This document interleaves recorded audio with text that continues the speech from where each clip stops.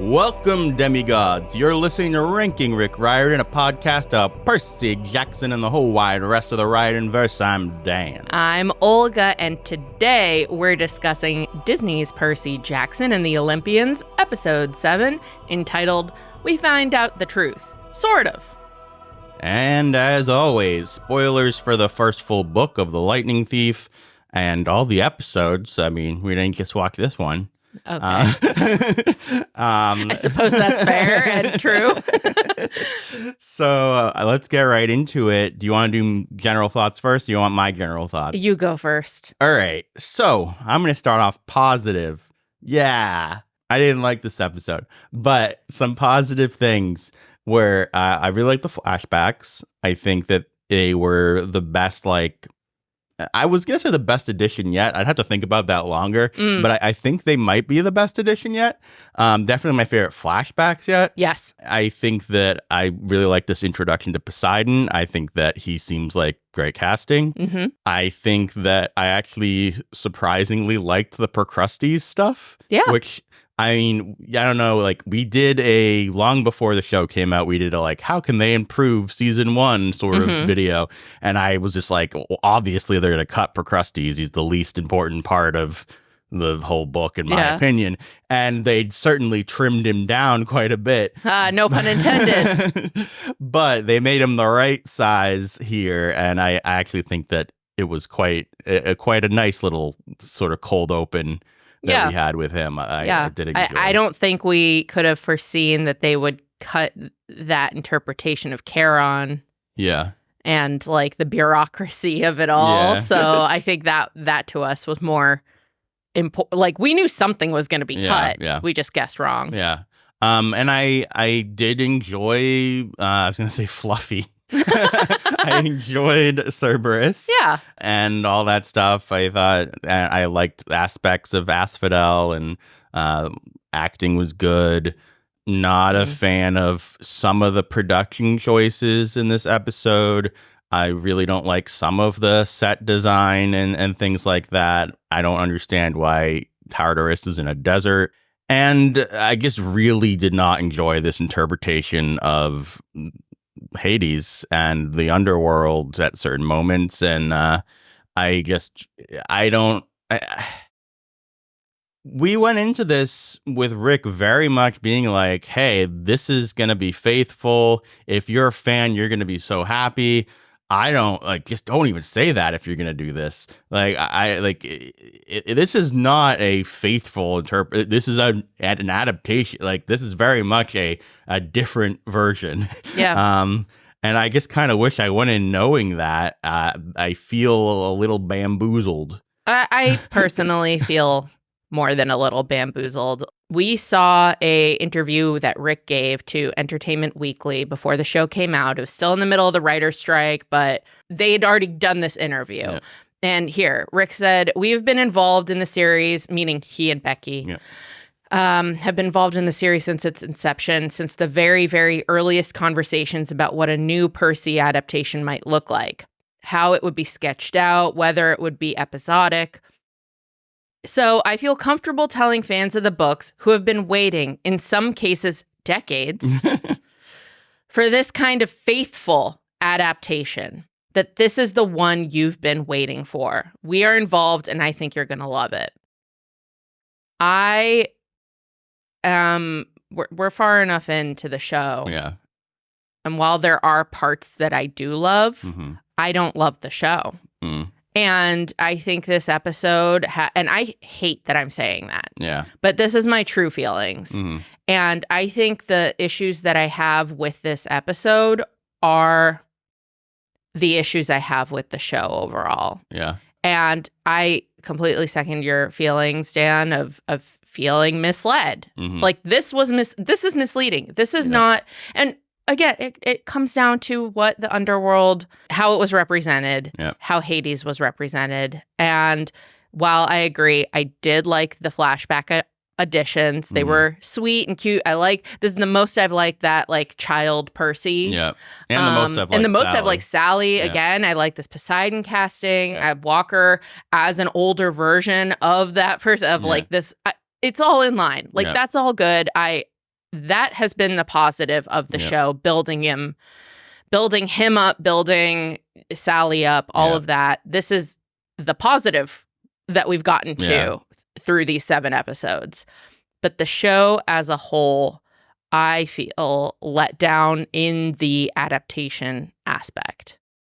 I don't know that I'm quite as ready to say this as you seem to be. That I don't know. I have to sit with like finale and all that. Like, maybe I'll lighten my thoughts after the finale. I'm just saying this low point to me means that the finale has to fight harder for me. Just my opinion to fight back. Well, and the thing is, it's so hard. It feels like a real task to think about. Okay, what do I think of this episode divorced from it not doing what I expect it to do, right? If I just think about this episode, like, how do I almost can't do it. You know, I can do it as far as most of it, but as far as the Hades stuff, I'm just like, I can't even like wrap my head around like what I would think about that if I didn't know that it's different. Like, you know, it's such a departure, and I don't really like, especially when you say, oh, it's going to be a faithful adaptation. I feel like they went out of their way at every turn to go against your expectations. I'm like, why didn't they say, hey, we really want to play with the reader's expectations and go in a different, because like literally it's like, because that's not what they were marketing it as. Because that goes against the marketing. But I feel like you could have even marketed it towards book people, but just in a way of like, we want to keep it fresh for the book people while keeping the heart of what mattered. And it's like, I think that that's what they mean when they say faithful, but when they say faithful, and I believe here faithful, is two different things. Because I think that what Rick says is kind of like what he was saying with the original casting and stuff, where it's like, it doesn't matter how they look. All that matters is the characters, and it's true to the heart of the thing. What is a character if not for their characterization, though? Yeah. I mean, Hades is not Hades. That is not the characterization. Personally, I was less worried with his casting because I was like, they're going to do it with the characterization. They can make it. He looks, he can be ominously dressed. That's fine. And okay, so, but go back. I just want to say, so it comes to little moments like, oh, they're gonna bribe Karen, and then it doesn't work, and it's like, why? It's like they give pearls. It's 4 pearls. But like, don't worry, he'll lose one, so it'll give you the same problem. It just feels like at every turn, it's trying to play with my expectations, and I can see some people liking that, readers included. Some readers. It seems like I was telling you how like there's 2 camps. There's the Twitter camp and the Reddit camp, and it seems like it worked a lot better for the Twitter camp and a lot less well for the Reddit camp. Like, really shows like how, you know, places can, I don't want to say have an echo chamber, but like attract a certain kind of voice. Different kind of people, different kind of part of the fandom or whatever. So what else did you want to hit on? Well, I was going to go back to your point about how do I look at this episode not as an adaptation, even though kind of the thesis of our videos is like, what did they change from the books? But like, this episode in a vacuum honestly works. Like, for what they're doing, if you're going into this as a person who has never read the books, I think that there is a solid beginning, middle, and end. And there are still like themes that tie to the greater like run of the show. And it leads up to like a dramatic finale. So in that sense, I guess I'll give it that credit where it's due. I mean, that's the thing. Not when I care about. When we rank the episodes, that is what I'm going to sort of take into a consideration, right? Because the ranking for me, I am trying to make it like, what do I actually think is the worst to the best of the episodes? Yes. But I'll say some things that I don't think would work for me, even divorced of all this, is one is I really don't like the palace set. I feel like it looks insanely CGI and completely empty of life or soul or anything. They go into this corner that feels even lamer, and it just doesn't feel like the underworld. Also, I feel like I would get more out of this like surprise. Hades isn't what you think he is. If the other gods weren't so similar to him, Yeah. they kind of just all feel like, hey, it's just a dude. Mhm. And I think part of that problem is also that they added in Hermes and Hephaestus, where it's like it doesn't feel special meeting a god. Yeah. It's like every episode we Yeah. meet a god, and even in this episode we also meet Poseidon. And I feel like Poseidon and Ares are like the two closest to feeling like real gods. I agree with you, Yeah. which is funny because in the book, Poseidon is supposed to be surprising when he meets Percy Yeah. in that he looks like just a dude. Yeah.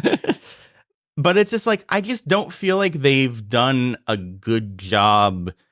And I honestly think maybe I would say mostly like filming and maybe even sometimes the score, which I really like the score overall, and especially in this episode. But like, I feel like the way they frame the gods and shoot and just like, I should feel an epicness, even if he's gonna be a little goofy afterward. Mhm. Like the first impression I should get should not be him walking in like a goofball. It should be, look at, oh my god, it's Hades, and then he, well, okie dokie. It's I don't know. Yeah.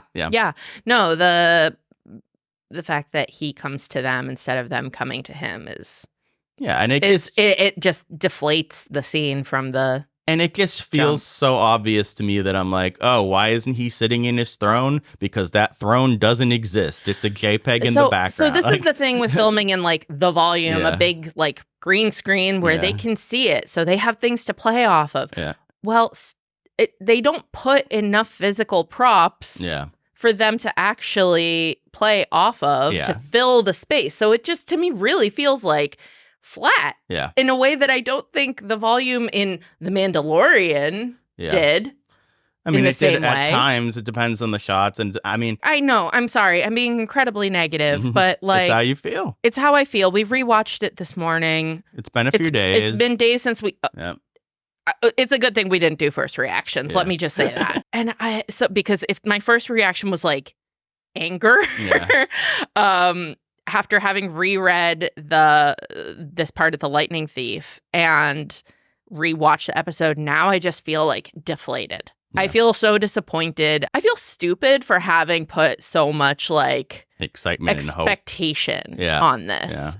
And I know we're not the only ones that feel that way. If you don't feel that way, then like I'm glad you're having more fun with it. Like again, there are individual moments where I am having fun and I'm feeling touched by the Sally and Percy and Poseidon moment. Like I agree with you. I don't love the show, but I also want to make it clear I don't hate the show. No, sorry. I should say that. I don't hate it.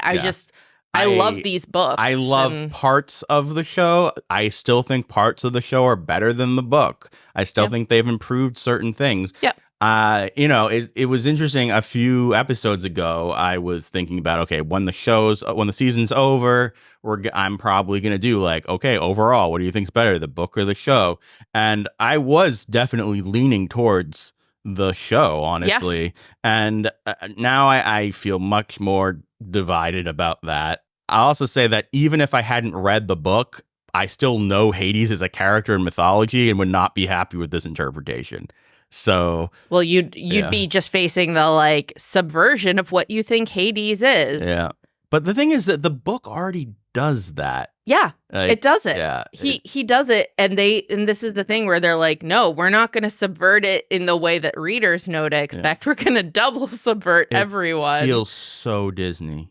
I think that there's a difficulty here where in the television versus movie space, as far as this is so close to a movie that I then expect movie level things from it. But like, if you just think about like 10 years ago or what, not even maybe like 6 years ago, if there was going to be a TV show, this would blow your mind, right? Like the fact that we are capable of doing this on a TV show, this is so much more than like something that would have been on CBS or something, like, you know, like it's, but we're in this weird zone that because it looks as good as it does, I'm like, okay, give me the full thing. But like, they don't actually have the budget to do all of the underworld, or have, you know, them be doing action sequences every episode, or multiple times or an uncapping episode. Riptide on the screen. Yeah. It's always below the screen. They're not going to show every aspect of the underworld because each one of them involves making a whole other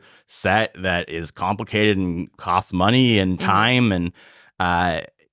And, you know, from the very beginning, they talked about how this is a difficult show to make because every episode is at a totally different location. And I don't know, expectations are in this weird spot where, again, if they had made a Percy Jackson TV show a few years back before Disney Plus and Netflix and stuff like that, like really got their productions up to this crazy standard, I would just be like happy to get a third of this, you know, like, but I'd also be like, oh, I wish they hadn't made a TV show. I wish they'd just made the movie. But here's the thing. Yeah. When you don't have big fancy toys to play with, I think that's when you double down on writing character. Well, I don't think that we like Sally and Poseidon in this episode. We liked Hermes. But I agree with your point about how they feel kind of like, in a lot of ways, I feel like Hermes was more the characterization of Hades than Hades was. Yeah, that the performance and the line, and the dialogue from Hades felt like Hermes. The bounciness, the you know, jokiness, the goofiness of like dad energy, haha. And it's not like in the book there isn't goofiness to that character.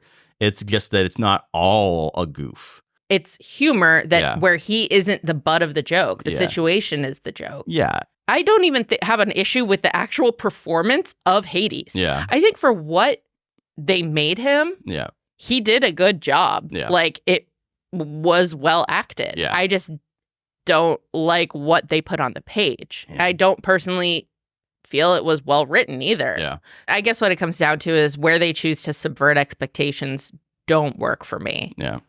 And I'm sorry if I'm being like very negative. This is something that, again, is very close to our hearts. And I feel like as someone who was looking at press beforehand, I feel misled. Well, and it comes back to also, I mean, something I've said a few times here where it's like, oh, they're making a show. What are the main things I'm excited to see? Medusa. The Lotus Hotel. Hades. Like it's I don't have high expectations for the Ares fight just based on how badly I think the beach looks. Yep. I think it looks terrible. Yep. I bet the fight choreography will be good, and I think the performances will be good. But like, that beach looks so CGI to me. Yeah. I'd rather they have just filmed on like a dock, like a real pier or something. Yeah. You know, it's. How is it so expensive and looks so bad? How is that cheap? Like, how is this financially more viable than real location scouting? You know, that's what I'm saying is like they would never even be an inch close to this back in the day. Like they would have to go. They would have to a real set. Yeah. I understand you can't do that for the underworld, but you can do that for a beach. Go to the Mojave Desert or something if Tartarus is going to be out there anyway. I also just think it's hilarious that we saw those dreams in the early episodes and it was supposed to be Tartarus, but we just thought it was like Santa Monica or like Montauk. I thought it was like Montauk because I was like, well, he's there. Because it looks so much not like Tartarus that I didn't. Yeah. Tartarus is supposed to be in a cave. It is a doony place. All right. A lot of general thoughts, but let's get into our book to show differences. Yeah. So in the book, they look for DOA recording studios to enter the underworld. They know that's where they need to go from Medusa's records. Mm-hmm. In the show, Krusty's waterbed palace is the secret entrance that Hermes told them about.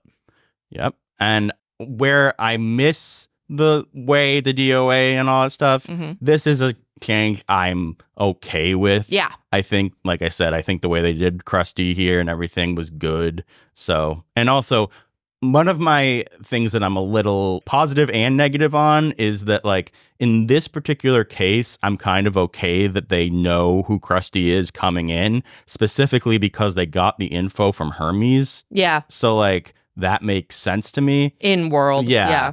that said, it is like it is a little bit of an eye roll to have another scene after so many others where they walk in and they go, "I know who you are. You're trying to trap us and trick us." And it's like, again.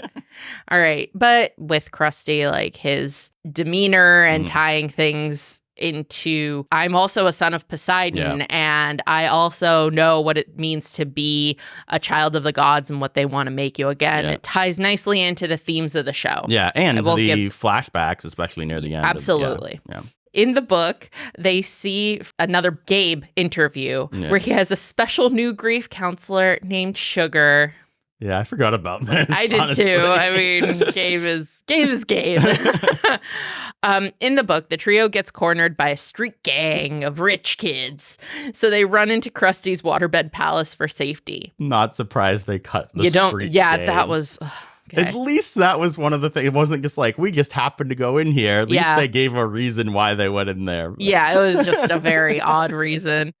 In the book, the trio don't know what they're in for at Krusty's, but in the show, they know his whole shtick right off the bat, and Annabeth invisibly pushes him onto one of his own beds, trapping him. I understand why they don't decapitate him in the show as well. Not everything in the books is great. They really lean into the invisibility cap in the show, though. Good. I'll say it's interesting. Yeah. Book Krusty tricks Grover onto a bed and pushes Annabeth onto another. They're both trapped, and the beds try to force them to fit perfectly. Book Percy butters him up and tricks Krusty into laying on a bed himself. He uses Krusty's magic word and locks him onto the bed, and they find the poster, or they find a page with DOA's address and head over. That's the one thing I do feel a little sad for, is we don't have Percy being clever in the same way. But I feel like they try to make you feel that way by like his like confidence of knowing everything, but it is a little different. Cut for time. I get it. Book Percy successfully bribes a human-like Charon into taking them down to the river Styx. The Styx is polluted with hopes, dreams, wishes that never came true. The book dives more into the details of the underworld. There's an easy death line straight to the fields of Asphodel. The other lines are to be judged by the court of death. Some are rewarded with Elysium or the Isles of the Blessed, and some are sent to the fields of punishment. In the book, they walk by both Elysium and the fields of punishment. Book Asphodel is for those who live normal lives, but in the show, it's described as for people bound by regret, haunted by choices they made in life or never made. So, Asphodel, I'm sort of divided on two, where it's like, outside of the book and the mythology and all that stuff, I like the scene, right? Like, I think the creepy people are creepy, and the idea, the fact they turn into trees. Yeah, the idea of the bound by regret, the thing of that being Annabeth, like all that works. I definitely feel the loss of the system of the underworld. As far as again, one of my favorite things about the books is learning about the different paths that a person can end up on. It's again the learning, and it's also the adaptation of what is the myth, and what do they make it like in this modern-ish world? How do they modernize it a little bit? And the fact that it's almost like a DMV. It's like, you get in this line, you get in that line, you're going to see this bureaucracy. Like, losing that, like, playfulness in this kind of bleak place is a little... Again, a bit of a bummer. I sort of, again, understand why you cut for time mentioning the side parts, but it's okay. It's okay. I just really do like it in the book. Yeah. It makes me like the underworld as a set piece as a whole feels really cool in Rick's books. There's a reason we keep going back there.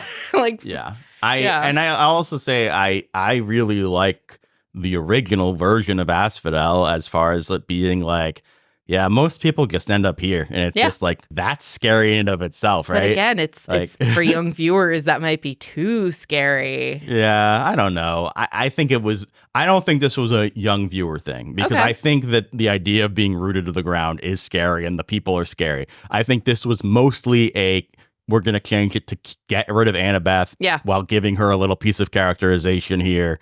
And that was the main reason they changed it. Yeah. I don't know that it's necessary because like they could have just had the conversation in the zoo van. But like it's, whatever. And I don't know if you want to talk about this later, but I saw a great point online about how Grover and Percy both have regrets. Yeah.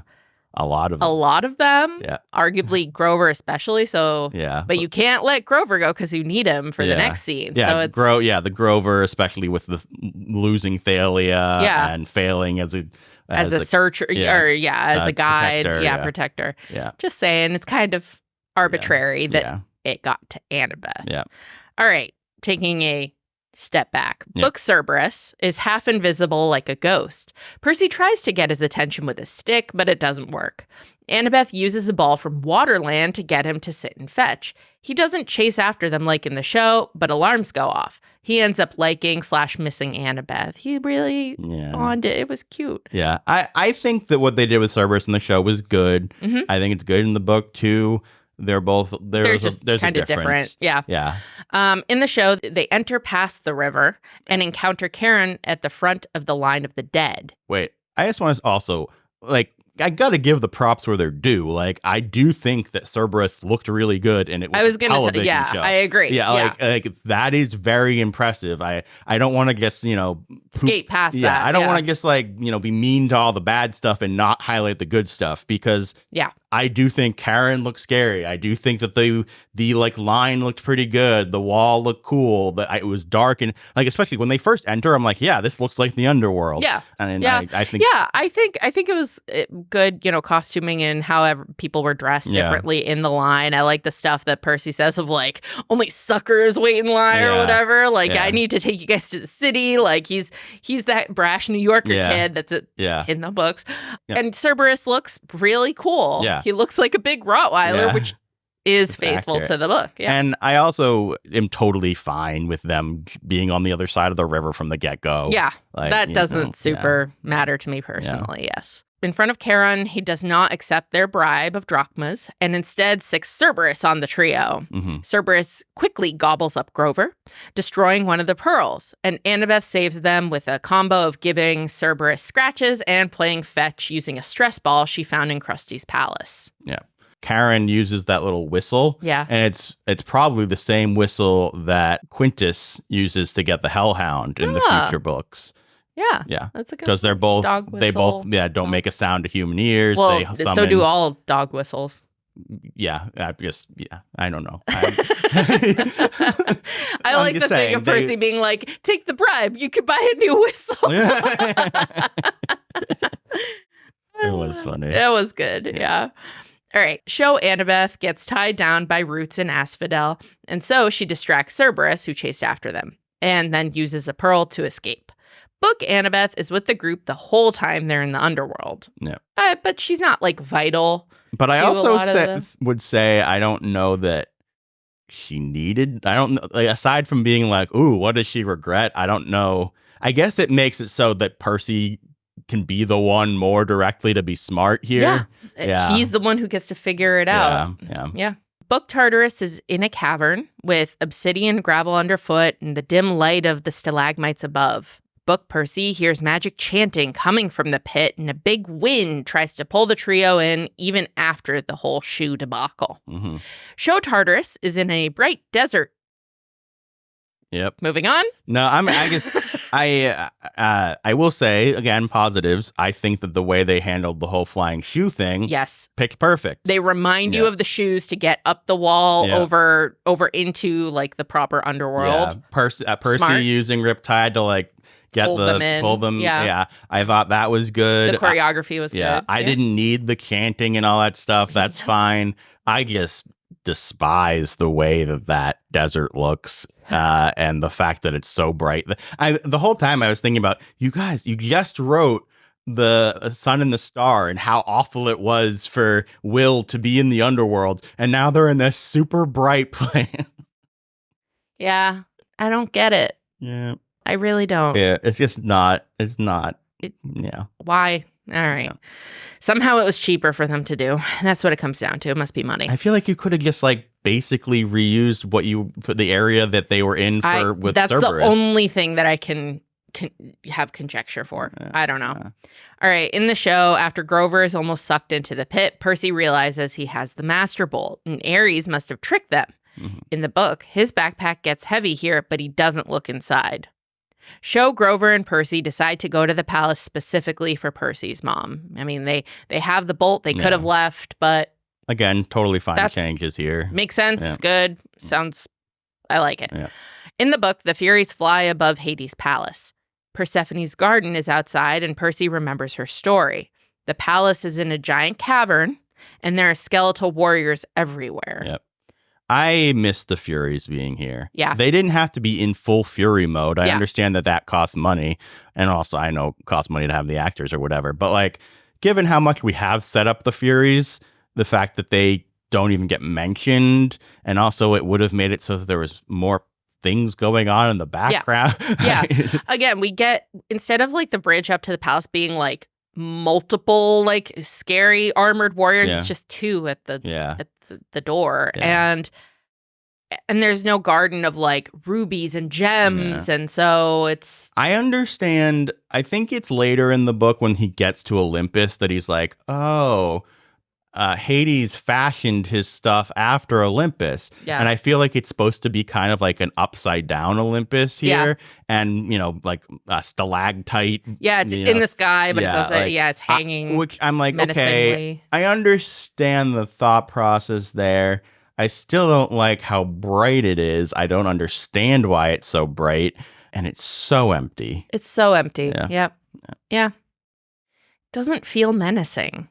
It just doesn't feel good. It doesn't need to feel, even for that character, right? Yeah. I would expect there to be like pillows everywhere. Yeah. And like. Yeah. If you're going to lean into like the 50s, like bachelor pad aesthetic that they seem to do, it's like, it's still so minimal that it doesn't track to me. Yeah. I mean, we'll see what Olympus looks like. Yeah. We'll see if they make Olympus seem empty too, actually. Well, at least I feel like the throne room is supposed to be kind of empty in Olympus, but aside from the thrones. See. Yep. So, Book Hades radiates power. He's 10 feet tall, wears a crown, has shoulder-length hair, sits on a throne of bones. Mm-hmm. He's got tormented souls in his robes, and he even has the intense eyes of Hitler. Yeah. Not necessarily something that I needed. Right. But he's supposed to be scary. He's supposed to be scary. Isn't there also a description of like Percy wanting to like fall on his knees in front of him, and he has to like resist that? Yeah. Which is like powerful. Yeah. To see, because it's like, or, you know, I mean, it's easier. We're in his head in the book, but like, no, but you could feel the, like, again, we could have a lower shot that slowly pans up and the music swells, and he literally could have like a slight aura of shadow. Yeah. And Percy could be like slowly fall to his or knee. like trying to, yeah. And then he talks about bureaucracy and running an office.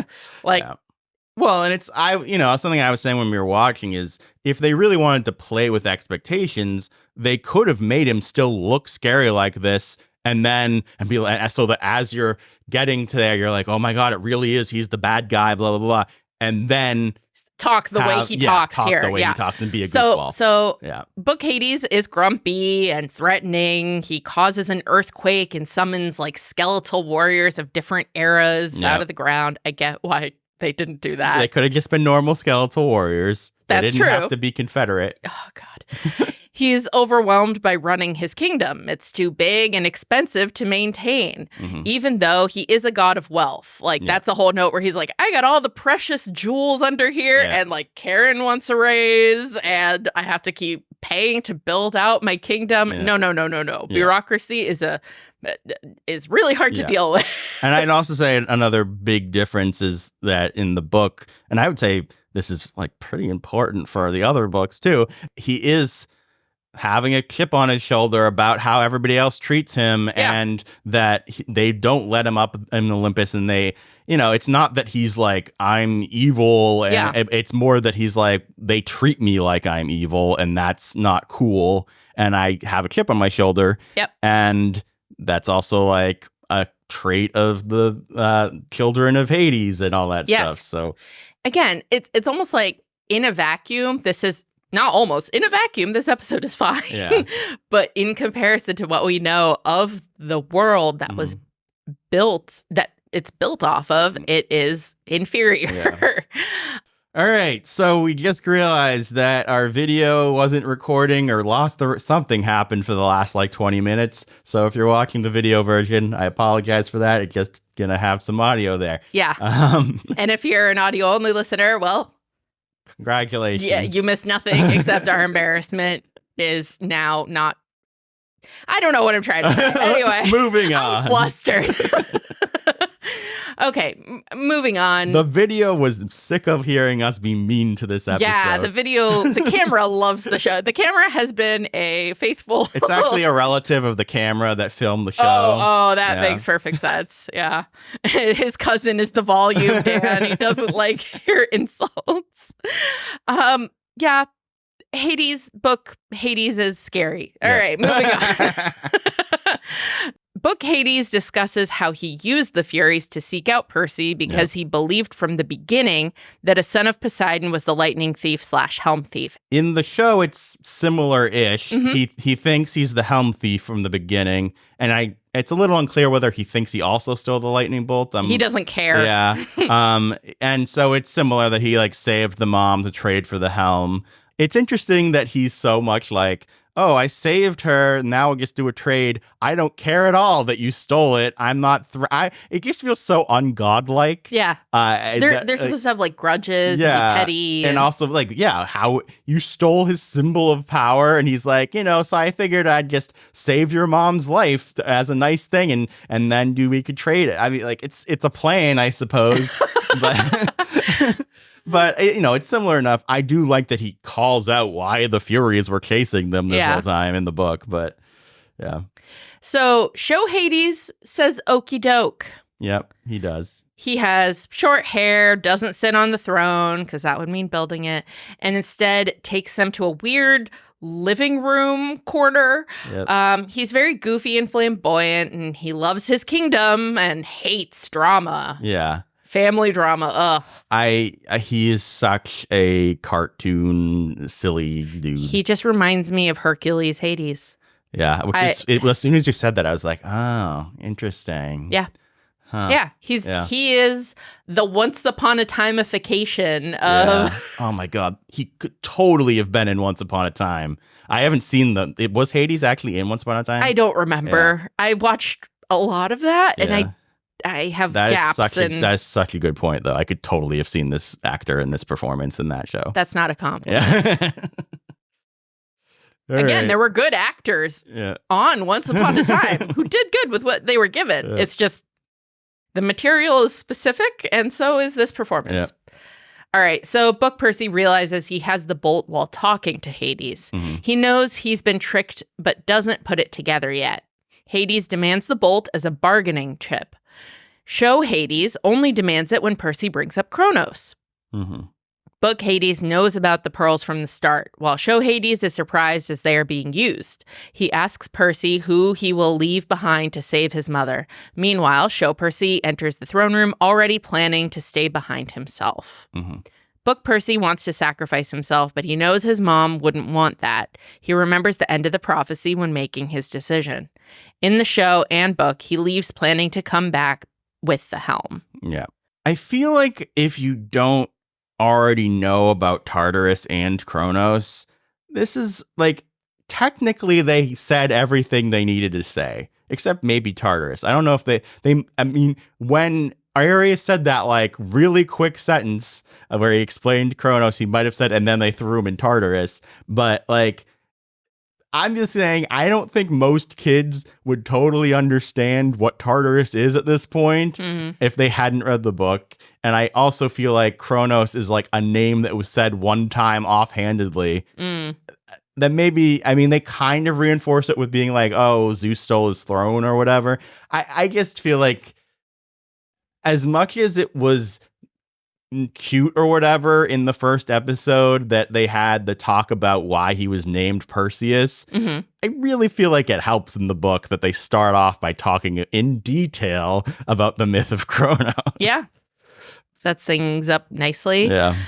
And ties it back. Yeah. It's a balance, I think, that they don't quite hit, but it leaves a lot for the finale, I think, to try to catch up on. I just wouldn't be surprised at all if someone watching this show was like, when Percy says it was Cronos, and being like, who? Yeah. Have we met him? Yeah. I mean, maybe you put it together that's the creepy figure we've seen in Percy's dreams. Yeah, but who is he? Who is he indeed? Who is anyone? Maybe I'm not. Who am I? Maybe I'm not being nice enough to general audiences, but also, like, again, little kids are watching this. We should just put our niece in front of it and be like, all right, watch 8 episodes of TV. Your parents said it's okay. Will they say it's okay? We're going to take her. We're babysitting for a really long time. We're babysitting her. They don't care. They get a break. Percy Jackson is babysitting her. Percy Jackson. Yeah. Mr. D is babysitting the kids. Anyway, we put her in front of the TV and we ask her at various moments, do you understand who anyone is? Do you know what's happening? She's a smart kid. I think she'll follow it. Maybe. All right. The show pearls make a flash and teleport them. The book pearls encase them in bubbles that float to the surface. Fine. Yeah. I don't care. Yeah, I'm just saying it is a difference. It's sure. Yeah. That it is. Show Percy returns to the surface. They wash up on the shore, knowing Ares is the enemy. Book Percy doesn't totally piece things together until he sees Ares. Yeah, which again, fine either way. Yeah. Don't have a huge issue. I mean, I liked how this episode ends with like Annabeth there waiting for them, helping Percy up. You have the final shot of the trio. And the VO of Poseidon is fantastic. I think that really works. Yes, it does. Yeah. And again, just throughout the whole episode, we've had these flashbacks that are totally new of Percy being brought to his first boarding school by Sally. He feels rejected by her, that she doesn't want him. And in the end, we see her sacrificing a little bit of melted ice cream to summon Poseidon and kind of commiserate about how hard it is to be a parent and do what's best for him. So, yeah, I mean, this is, I would say, more an addition than a straight up change. Yeah. Nothing really contradicts anything as far as I can tell from the books. Yeah. So it is nice. I have nothing but positive feelings towards these flashbacks. I think that they were a great addition. I feel like they were added to balance some of the, like, inability to do things with the underworld. But I think that it, again, for the show's themes, for the season's themes, I should say, about like feeling rejected by parents and like expectations of family, like I think it does a really good job tying that together. Well, and I think it's good to actually see Poseidon caring when he was younger rather than just hering about it. Yeah. And again, you have him being like staying away the way that Hermes says he was advised by Poseidon. You know, it works. Another thing, maybe we didn't need Hermes, you know. I kind of feel like that's a different conversation again, but I do want to hit on that. I think that I am surprised that I feel like I feel the emotion of leaving her behind more in the book than in the show. It feels more like a climactic decision to me in the book. And in the show, it just feels like something that occurs. And I'm shocked because between his losing acting, out on the pearl. Yeah, between his acting and the music, I would have staked my reputation, my grand reputation on it being better in the show. And I just don't think it was. I just kind of felt like, obviously he's going to be back for her. Like, he'll figure it out. Like, I believed him. He believes in himself, and I believe him. Like, something about the way they wrote it in the show felt more like him making a harder choice, more of a sacrifice, leaving her behind. Fair enough. But to each their own. I mean, that's subjective. Yeah. All right. So if you want to be part of feedback in the future, you can do so at ourpodcastfeedback@gmail.com, sending an email in. You can also tweet at us at Ranking Riordan. You can also leave comments down below the YouTube videos at youtube.com/doingok. And we have a couple emails here. We also have some good comments on the last video. We're keeping all comments about previous episodes for our season finale, season review that we're going to do after the finale. Yeah. So, rather than going back every episode to previous episodes. Yeah. So more to come on previous episodes. But for episode 7, Anna J. emailed, "Let me tell you the scream I scrumped when Poseidon showed up after Sally summoned him. So, Mrs. Jackson and Mr. Poseidon have a secret message signal, or did I miss something?" I think it was just a burnt offering. I think it was a burnt offering, and he always has an ear out for all burnt offerings. Well, but her specifically. No, he ice cream listens one for. Specifically. Yeah, I mean, me too. Don't burn my ice cream. Also, what did Annabeth regret? Why did she get caught in the roots? I assume this is regretting running away from home and leaving her dad. I don't know if it's regret of running away so much as like regret of not trying to reconnect her. It's also, I do wonder whether they'll bring up in the next episode that she did try to go back and it didn't work out. Yeah. So it could be that she regrets that she didn't try harder or something. Why is it always on her to try? I mean, I get from her perspective. But like she would feel a regret that she regrets not having a strong family. Yeah, I think. Relationship with her. Yeah, with her father. Yeah, I just I want to just be wary of being like, why isn't Annabeth doing this thing? It's like, I think she regrets that she didn't tell Percy that Luke was the bad guy. Anyway, the whole time. I'm sorry, but the only god who feels godly is Ares. Mm-hmm. I need some show of power or make me feel I should fear these people because they're not giving the feeling of powerful gods. Again, maybe it's just me. It is not. It is not, Anna. You're not alone. Hopefully, my boy Percy uses his powers more. I also would love to see more of Ares' powers. Things I'm looking forward to. 1, the battle between Ares and Percy. 2, finally meeting gods that were actually in the book, Zeus and Poseidon.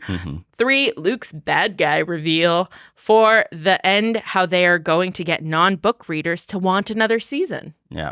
Well, I think revealing Luke is going to get people that's interested. A good way. I do understand as far as like most of these books end with just like, and then camp's over, and that was great. Yeah. But yeah, I think the Luke thing is enough of a ooh. Yeah. I'm going to predict right now that he does not use the pit scorpions. Yeah. I think it'll be something less than better than that. Yeah. I just feel like it's kind of like a visually lame thing to do. We've been really wrong on our predictions, so I'm hesitant. We'll see. Anything. I feel like I also don't know that I don't know that I buy that Luke will actually try to kill him in the finale. If he's told to by Cronos. I could see it being more that like he gets found out and he like smacks Percy away with a sword or whatever, and then he runs off. So we'll see. We'll see. I see him as being like, oh, I can't do it.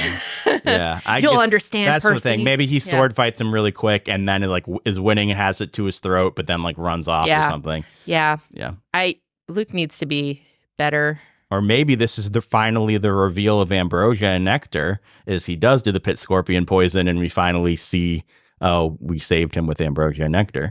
I think we have a lot of wrong predictions in a row here. I know all. Chloe B emails, overall, I really like the flashbacks to younger Percy during the show. I like that we get to see things from earlier in his life that we didn't have in the book. However, I don't like that the most recent one in episode 7 was how we met Poseidon.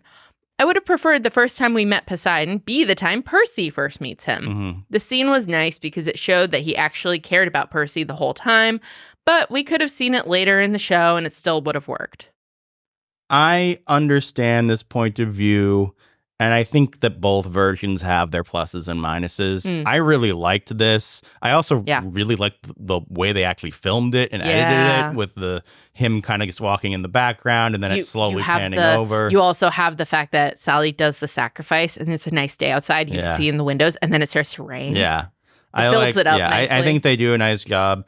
I also think in some ways you make now the throne thing more about Zeus in his presentation. Yeah. That said, for the character of Percy, Poseidon is always going to be the bigger deal. Yeah. So I can see it either way. Then it's almost more like it's about Percy meeting him than it is about Poseidon being revealed. Yeah. Once we see how it goes in Percy meeting him and meeting Zeus and the resolution of the quest, I'll be able to say more firmly. But at the same time, I'm also like, I don't think this scene could just be picked up and lifted into the finale.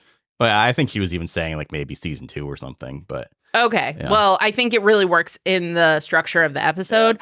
And again, I think they needed something like this to sort of to break it ground Sally, ground Percy into the themes of the greater show. I think like really focusing on Sally in the episode that you're trying to save Sally made a lot of sense. Yeah, that's a great point. And again, of leaving her behind the way that she left Percy behind at the boarding school. Yeah.